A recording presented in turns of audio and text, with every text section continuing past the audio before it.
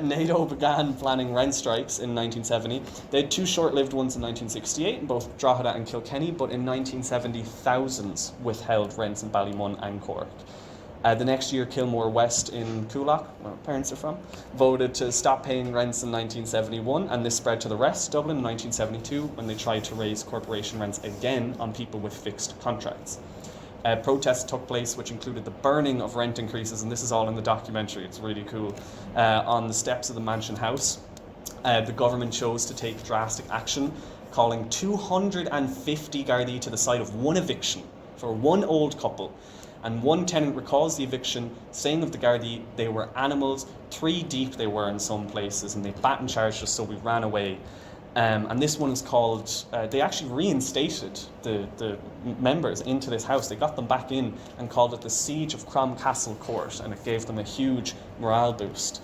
And by 1972, they coordinated simultaneous rent strikes in Cork, Limerick, Waterford, Galway, Kilkenny, Drogheda, Dundalk, Shannon, Newmarket-on-Fergus, Tullamore, and way more towns in the Midlands. There were actions in Derry, in Belfast, all over small towns in Down and in Derry, and attempts in the north weren't as successful due to sectarian divisions, but they still got somewhere with it. And there were also anti-internment rent strikes in 1971, so they went an extra step with it and made it political.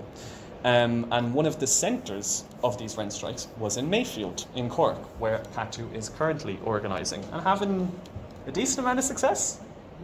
You know? We're getting somewhere. We've got meetings with the council, stuff's getting fixed, we're doing okay. And at NATO's peak, there were 140,000 people withholding rents. The campaign collected rents themselves as rent strikes were going on to ensure that nobody would be in arrears when the strike ended. If you have been paying attention, that is the same thing the Land League did.